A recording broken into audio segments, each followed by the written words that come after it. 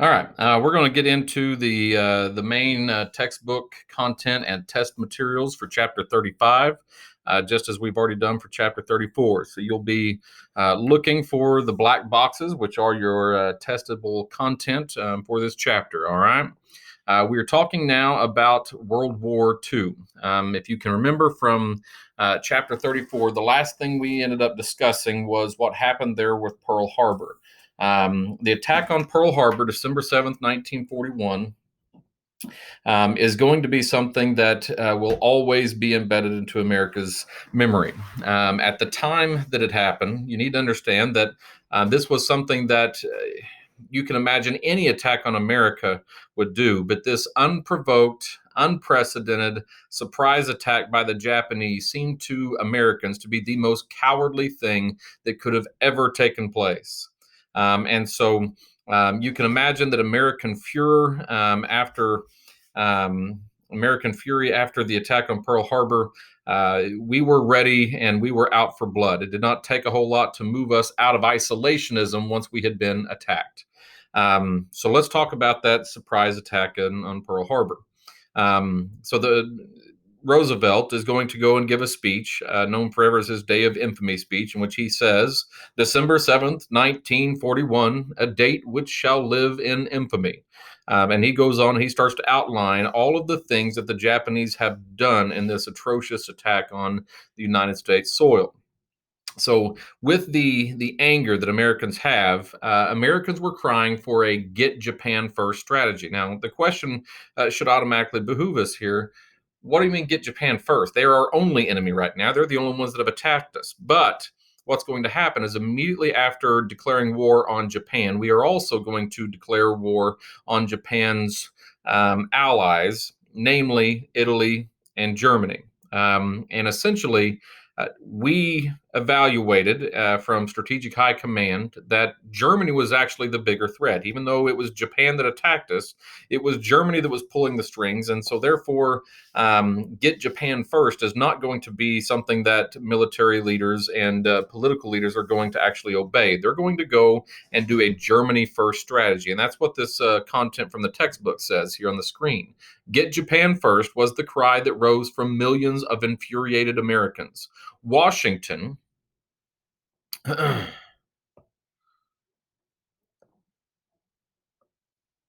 me get that out here. Washington had earlier and wisely adopted the grand strategy of getting Germany first. The Get Germany First strategy was the solid foundation on which all American military strategy was built.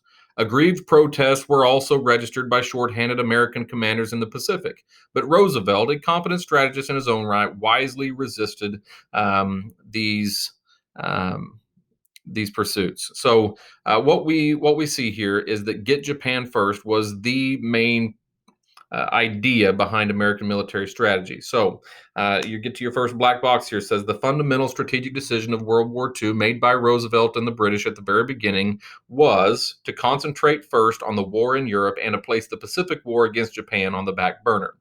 That doesn't mean we're not going to fight against Japan. We're not going to go and get our justice and our vengeance.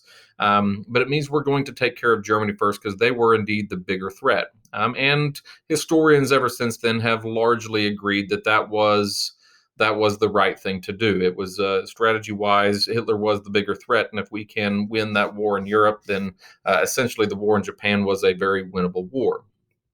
So we'll get into kind of what that looks like. All right.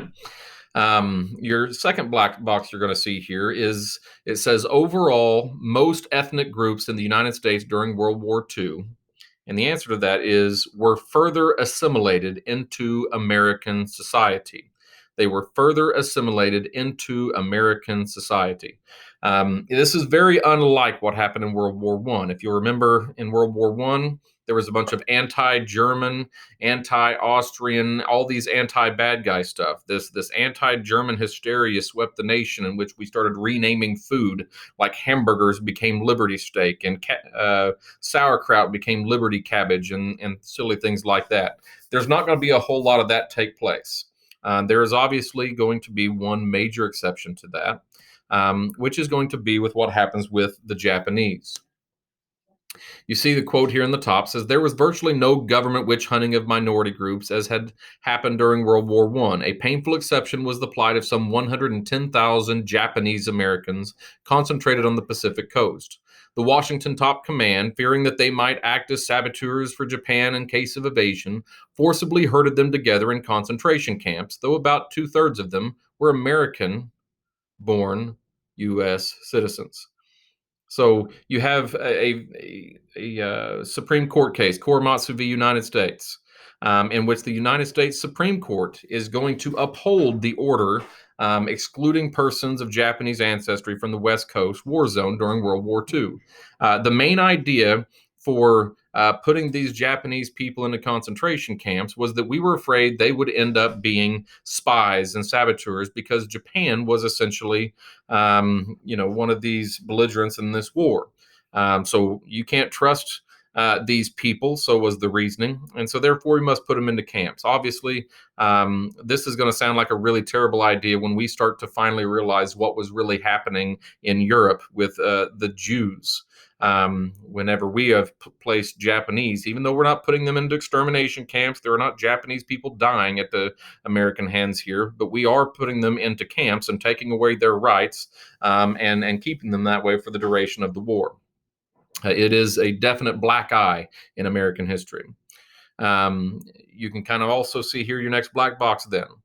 Japanese Americans were placed in concentration camps during World War II. And the answer to that is as a result of anti Japanese prejudice and fear. There are any numbers of songs that you can listen to from the World War II period, and none more popular in the World War II period than the famous song, "We're Gonna Have to Slap the Dirty Little Jap." And so these anti Japanese, very racist epithets end up being very much a part of American history during World War II. You can kind of look here and see your next black box that also has a really interesting background. This is what some of those concentration camps actually looked like. And this one right here in the Monsanto camp just outside of Colorado Springs, you see is one of these locations where they kept these Japanese people. The black box you see on the screen here, the minority group most adversely affected by Washington's wartime policies was, and the obvious answer there is, Japanese Americans. And here's some more content that shows you what life was like for these people. They worked to support their community, even in a forced situation. They provided their own food. They provided their own clothes.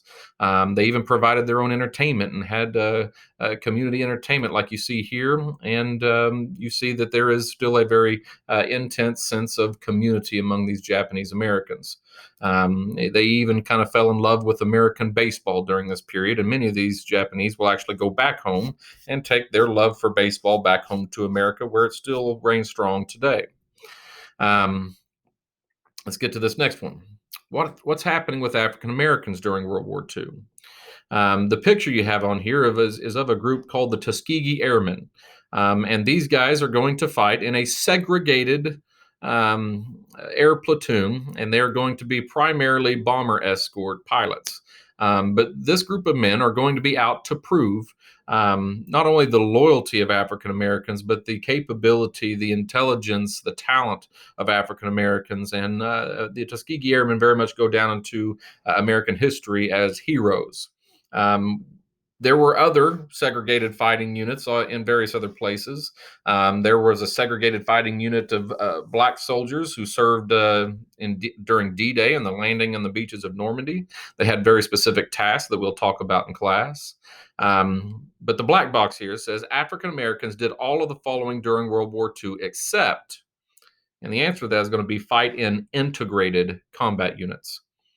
The only time African Americans could get involved in war directly is if they were doing so in a segregated unit. And that will not change until after World War II ends, and our next president is going to, we'll get into that in class as well. He will end up outlawing segregation. He's going to integrate military units in the aftermath of World War II. Other things that are taking place here as far as race goes. The black box you have on the new screen here says the northward migration of African Americans accelerated after World War II because of, and the answer to that is actually going to be kind of interesting. The northward migration of African Americans is going to be picked up after World War II because mechanical cotton pickers came into use. And so, therefore, all these sharecroppers in the South, they no longer have a job because of mechanization on the farm because of mechanical cotton pickers. And so, they will end up searching in American cities, especially American industrial cities, just like happened after World War I, and they're going to look for jobs there as a result of such newfound ways of production. The quote you have on the screen now comes from your textbook. It says this. It says the war prompted other changes in the American mood. Many programs of the once popular New Deal, including the Civilian Conservation Corps, the Works Progress Administration, and the National Youth Administration, were wiped out by the conservative Congress elected in 1942. Roosevelt declared in 1943 that Dr. New Deal was going into retirement to be replaced by Dr. Win the War. And the thing that conservatives have complained about the New Deal ever since has essentially been how expensive all those government programs were, and that the New Deal increased the national debt in crazy, crazy, crazy ways. All right.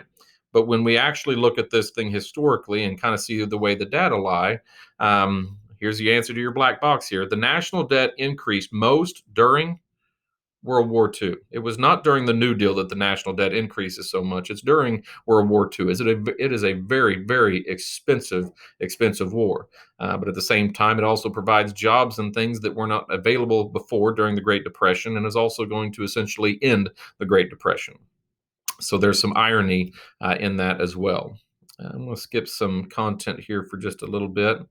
Get into some of these other things on the state side, the domestic front. We'll talk about this stuff in class. Let's talk about what's happening domestically. Obviously, you have probably heard of Rosie the Riveter. You know that women played very specific roles on the home front during World War II, and they also served very specific roles during war as a part of the war. And some of the slides we'll talk about in class, like the Women Army Auxiliary Corps and the Women Army Corps, and the SPARS, which would be the Women's Coast Guard, and all kinds of different units that they're participating in. They're not fighting in hand-to-hand combat and things like that, but they are indeed a part of the logistics of war. Women also, like we're talking here about Rosie the Riveter, women entered the workforce during World War II in crazy numbers. And so you have this icon, a made-up person, by the way, but Rosie the Riveter.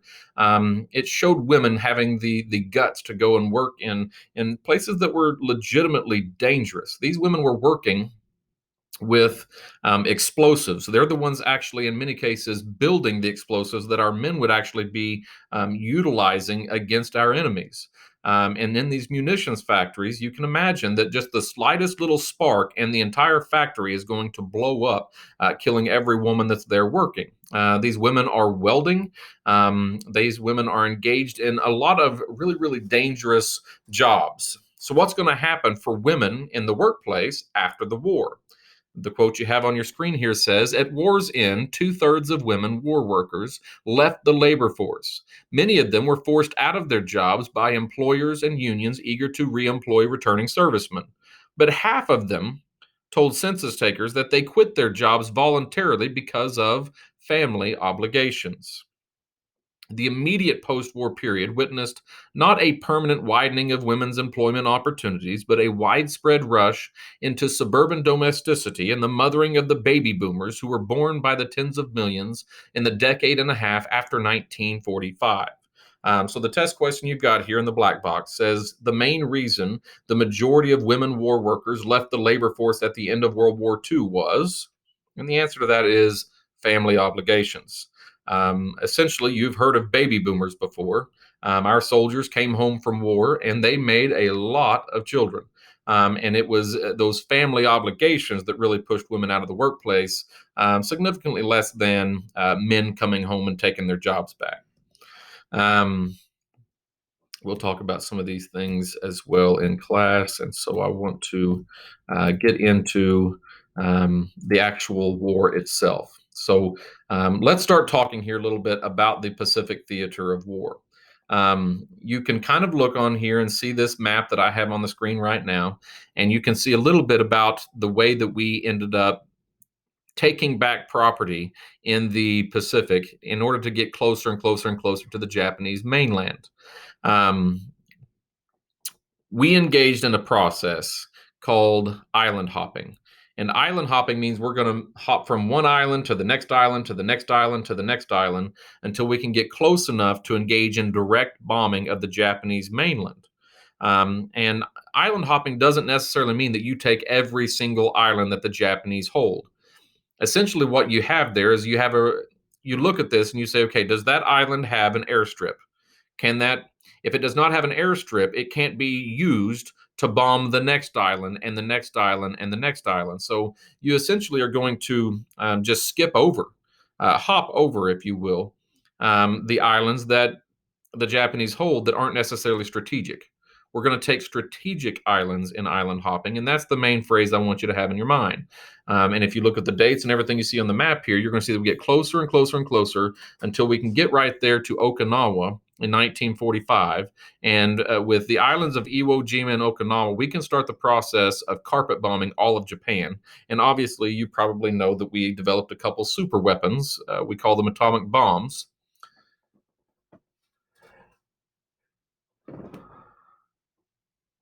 Oh my goodness, I thought I had to sneeze. A couple of atomic bombs that we were going to use to essentially end the war. Um, so, what's happening here?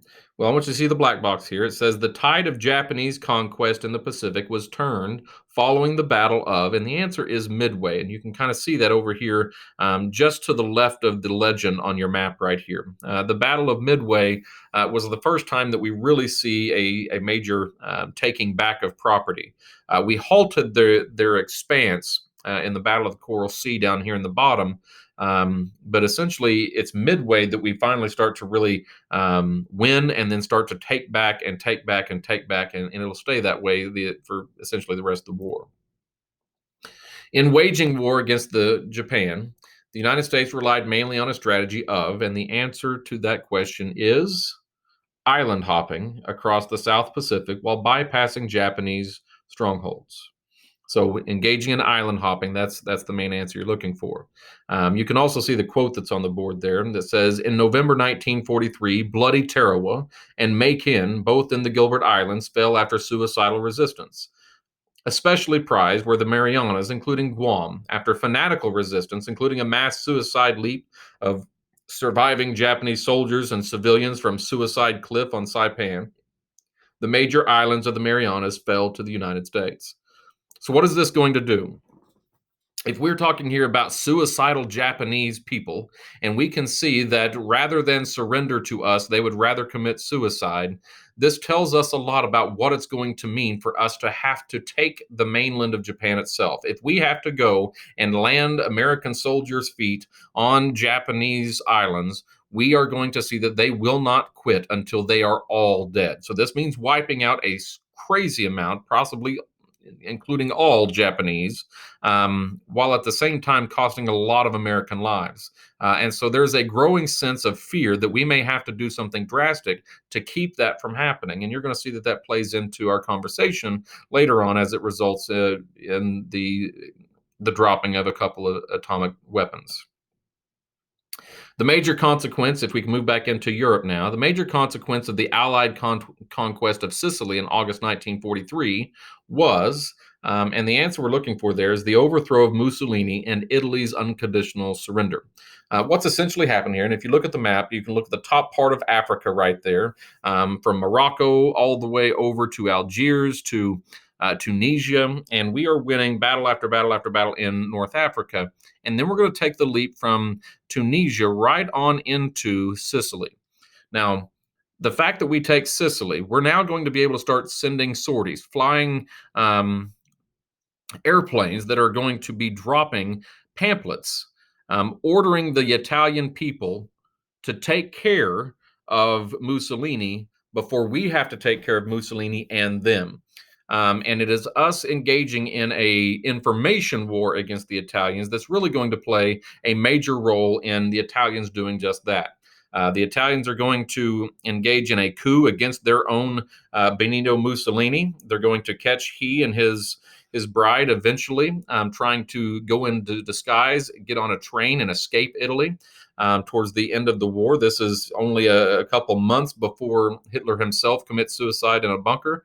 And whenever those Italian resistance fighters find Mussolini, they're going to kill brutally he and his wife. They're going to drag their bodies and hang them up. They're going to display them for the world to see.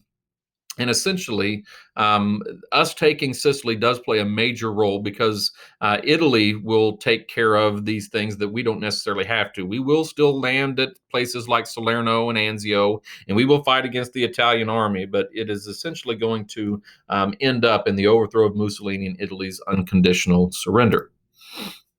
This is the pictures you see there of what was left of Mussolini's body in the aftermath of the killing of he and his wife. All right, let's get into the things that you guys probably know a little bit more about. The cross channel invasion of Normandy to open a second front in Europe. You know it as D Day. It was commanded by General Dwight Eisenhower. That's who you see on the screen here. Um, Ike, as he was known, is going to come up with this plan known as Operation Overlord, and it will result in that cross-channel invasion of Normandy. Essentially, what we're trying to do is get a stronghold in France where we can safely land crazy amounts of American, British, and other Allied troops with a never-ending supply of bodies to march against the Germans and run them out of France and back into Germany, cross the Rhine. And as soon as we can get them back into Germany, we can pour everything into Germany to defeat them and never, ever, ever let them rise up again. This is the big plan.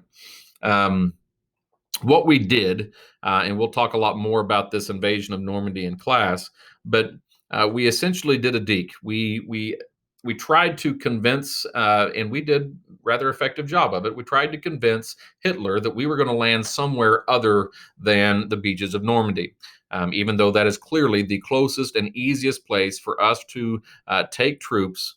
And you can kind of see here from these ports here, and send them across the English Channel and let them land right here in the very closest place they can and open up a beachhead on places like Utah and Omaha, Gold, Juno, and Sword beaches in Normandy. This is D-Day. It is bloody. It is awful. It is terrible. It is an intense amount of fighting. It is a lot of death, but it is effective.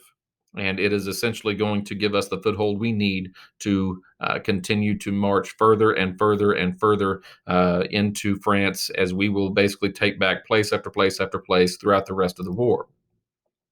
And the rest of these pictures you can kind of see here are some of these very enigmatic pictures we see of D-Day. We'll talk about a lot of this stuff in class. And so there you go. Here's your map. And if you can kind of see here, we're going to have D-Day right here on the beaches of Normandy. And then we will start marching and marching and marching until we can cross the Rhine right on into Germany. And that will essentially be the end of the war once we can kind of do that. 1944. 1944 is an election year. And the Republicans are going to run a man named Thomas Dewey. The only thing notable about Thomas Dewey is probably that ridiculous mustache that sits atop his upper lip, because he was virtually unknown, very much like the previous candidate we talked about there with Wendell Willkie. Thomas Dewey, and here's the quote from your textbook. It says, "He cast his diaper into the ring," a reference to his young age. FDR, aging under the strain, was the indispensable man of the Democrats. Vice presidential nomination went to Senator Harry S. Truman of Missouri. The fourth term issue did not figure prominently now that the ice had been broken by Roosevelt's third term. And essentially what they're getting at there is that it was unprecedented for any president to try to serve more than 2 terms. But then FDR served 3 terms. So him running for a 4th term was really kind of not much of a big deal. Now, he is extremely unhealthy. He's going to win this election. But he will not get to serve very much of that fourth term before he also passes away of health issues in April of 1945.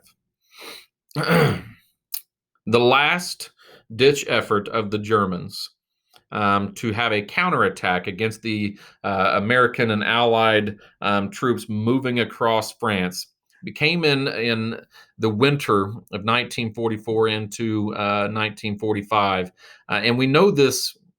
We call this the Battle of the Bulge, in which the German counterattack caused a bulge in the American line. There's major places that we know of, especially the famous Battle of Bastion. All right. And this is where we see the 101st Airborne, that they earned one of their nicknames, which they were called the Battling Bastards of Bastion. And these guys are going to serve valiantly, but it is going to be in a very intense winter. Crazy amounts of snowfall and ice. Our 101st Airborne are waiting to be they're waiting to be relieved by Patton's tank corps, and they're supposed to have all the supplies that they need whenever they get there.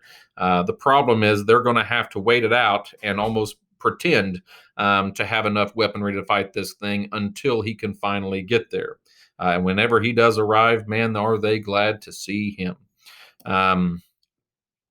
The answer to your black box here. Hitler's last-ditch attempt to achieve a victory against the Americans and British came in the Battle of the Bulge. The Battle of the Bulge. So make sure you know the answers to these questions as we kind of roll along through here. All right. Some of these pictures you see of Bastion and the frigid conditions and everything like that. You see that there's a lot of things happening that we're going to be talking about in class that I'll explain the context of the pictures you're seeing here. As our soldiers are sweeping through France and eventually into Germany, as the Soviets are sweeping through Poland, they're discovering one by one, little by little, they're discovering some absolutely atrocious things have been taking place in Germany. We now refer to this as the Holocaust. But the Holocaust was not something that our soldiers had any real idea about. They were genuinely confused as to what it was that they were seeing when they came across these camps. They couldn't figure out why these disfigured bodies were laying all over the place and what these prisoners had done. They didn't understand that they had been essentially arrested because of their race, because they were a lesser race, because they were not Aryan, and because they were a lesser race referred to as the Jews.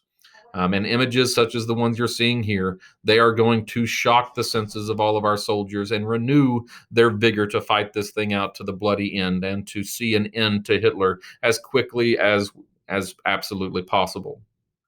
Eventually, that very thing will happen as we cross the Rhine into Germany, and at that point, the Soviets and the Americans are meeting up on both sides, and they're crashing down quickly into Germany. And Hitler, towards the end of April of 1945, Hitler is going to commit suicide with his mistress, Eva Braun, in the bunker that he had been staying in. And he's going to give a bunch of orders demanding that everybody fight to the bloody end. But he was not going to see what happened to Mussolini happen to himself. And so he commits suicide, and he orders his servants and the people there in that bunker to take he and Eva Braun's bodies out and to burn them so that the only thing that was left would be ashes. That way there was not going to be any hanging up of their bodies and glorying over their end. This is essentially what we're now going to call VE Day. Germany is going to surrender. They're not going to fight it out to the bloody end now that Hitler's gone. And VE Day stands for Victory in Europe Day. We now have to finish out the war, and guys like General Curtis LeMay are going to be the ones that pioneer the idea of carpet bombing. And they're going to drop the equivalent of 10 atomic bombs on Tokyo itself. They're going to bomb civilian targets, trying to bomb the Japanese people into submission. And it is going to be a bloody end. We're going to have famous fights at places like retaking the Philippines here, as you see in the picture with General Douglas MacArthur. We're going to have fights in places like you see here, that is what we call Iwo Jima. We're going to see lots and lots and lots of high death tolls on these little atolls like Iwo Jima and Okinawa. In essence, we had a unconditional surrender policy for all of these Axis belligerents. And the unconditional surrender meant that you had to surrender, and there wasn't anything that we were going to be required to do as a result of that surrender. So, unconditional surrender was the policy. But in order to finally bring an end to this war in Japan, we are going to modify that unconditional surrender declaration by acquiescing to allowing the Japanese to keep Emperor Hirohito on the throne. They worshipped him not as a leader, but they worshipped him as a god. And so the reasoning there is that he was a cultural god, an icon of sorts. And so therefore allowing him to stay on the throne would be acceptable if it means we don't have to take the Japanese mainland one soldier at a time. In order to make that happen, again, we've got these invasions like at Okinawa and everything like that. In order to make this happen, we've island hopped all across the Pacific, and then we finally get there. We take Okinawa, and now we're going to start really bombing the crap out of Japan, and we are going to start to use a secret weapon that we have developed. The secret weapon, you know it as the atomic bomb. It was originally referred to as the Manhattan Project. It was crazy expensive.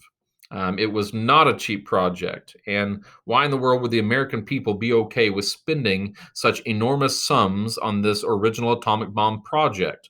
Well, the belief was that the American public would not tolerate the casualties that would result from a land invasion of Japan. And so, in essence, we're going to pay for this thing because it will save American lives and American soldiers, and the American people will be okay with that. And that ends up being very much the truth. So, August 6th, 1945, we dropped the first atomic bomb on Hiroshima. And we give a good bluff to the Japanese and tell them we have an unlimited supply of these things, when in essence, we had already tested one, blown one up at Hiroshima, and we only had a total of three. So there's only one bomb remaining. And the Japanese, we didn't really give them a chance to know how bad this damage was, because we told them that every 3 days we would drop one. So again, on August 9th, 1945, we're going to drop bombs on Nagasaki. And so therefore we've blown the Nagasaki to smithereens. And it's only after that that the Japanese are finally getting reports from the original attack at Hiroshima, and they are going to surrender. It's not unconditional surrender. We allow Hirohito to stay on the throne, but it is surrender. And this will bring an end to World War II in what we would now call VJ Day, or Victory in Japan Day. They signed those peace accords, thus bringing an end to this war against Japan and essentially the end of World War II as we know it. I think that is essentially the end of chapter 35's material. So stay tuned and make sure you do this Ed puzzle and do it to the best of your ability and turn it in to get those points. Thank you.